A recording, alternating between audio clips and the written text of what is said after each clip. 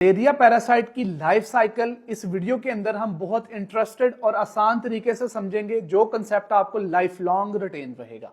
सबसे पहले समझें कि मलेरिया का जो बुखार है वो अमूमी तौर पर फैलता है एक मच्छर के काटने से, और मच्छर भी फीमेल मॉस्किटो एनोफिलीज, ये एक स्पेसिफिक स्पीशीज है इस मच्छर की, जो कि मलेरिया के फैलने की एक वजह बनती है। अमूमी तौर पर जो फीमेल मॉस्किटो एनोफिलीज है ये अपने अंदर स्पोरोजाइट्स कैरी करती रहती है। जैसे ये स्पोरोजाइट्स वाला जो मच्छर है किसी भी इंसान को जिल्द के ऊपर काटता है, काटने के साथ ये इंजेक्ट कर देता है स्पोरोजाइट्स को ह्यूमन ब्लड के अंदर। जैसे ही ये वाले स्पोरोजाइट्स ह्यूमन ब्लड सर्कुलेशन के अंदर जाते हैं तो ये सर्कुलेट होते होते लीवर तक पहुंच जाते हैं। लीवर के अंदर इनकी ये जो एसेक्सुअल स्टेज है इसके जरिए से मीरोजाइट्स की कन्वर्जन होती है। अब मीरोजाइट्स जो हैं ये आपके दोबारा जो आरबीसी सेल्स हैं उनके ऊपर स्पेसिफिक रिसेप्टर्स पाए जाते हैं, जिनके जरिए मीरोजाइट्स आपके रेड ब्लड सेल्स के अंदर एंटर हो जाते हैं। जैसे ही रेड ब्लड सेल्स के अंदर एंटर होते हैं, जिसके प्रोसेस के बाद आपके जो आरबीसी सेल्स हैं वो बर्स्ट कर जाते हैं, टूट फूट का शिकार हो जाते हैं।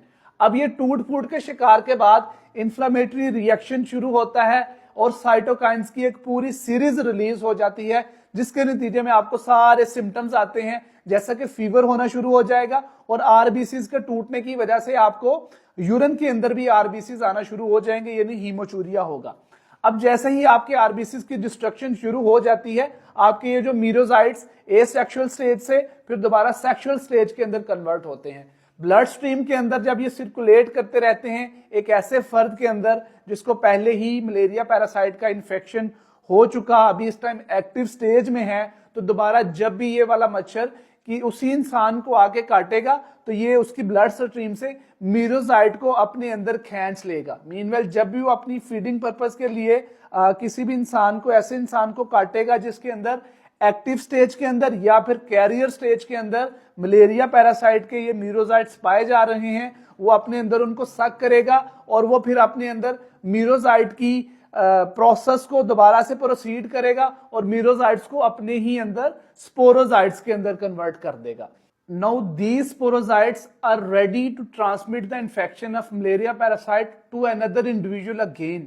जब भी ये वाला आपका मलेरिया का जरासीम मॉस्किटो दोबारा किसी इंसान को जो कि इस टाइम मलेरिया इन्फेक्शन का शिकार नहीं है, जैसे ही उसको काटेगा ये स्पोरोजाइट्स दोबारा उस इंसान के अंदर, उस इंडिविजुअल के अंदर चले जाएंगे और सेम यही सेक्सुअल साइकिल और एसेक्सुअल साइकिल के जरिए, यही प्रोसेस के जरिए उसको भी दोबारा इन्फेक्शन क्रिएट कर देता है और वो एक कैरियर स्टेज के अंदर भी चला जाता है।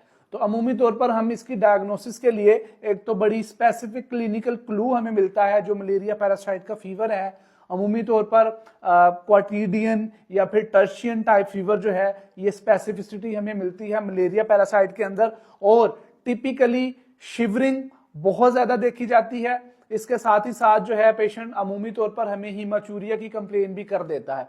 अगर हमें सस्पिशन हो कि किसी को भी पैरासाइट, मलेरिया पैरासाइट का इन्फेक्शन है, तो यूजुअली तौर पर हम मलेरिया पैरासाइट की थिक एंड थिन स्लाइड जो है वो परफॉर्म करते हैं, जिनके जरिए एक तो डिटेक्ट कर सकते हैं कि आया मलेरिया पैरासाइट का ये इन्फेक्शन है, और अगर वाकयातन ये मलेरिया पैरासाइट की वजह से है तो फिर कौन सी जो स्ट्रेन है मलेरिया की वो इस इंसान के अंदर, इस इंडिविजुअल के अंदर पाई जा रही है।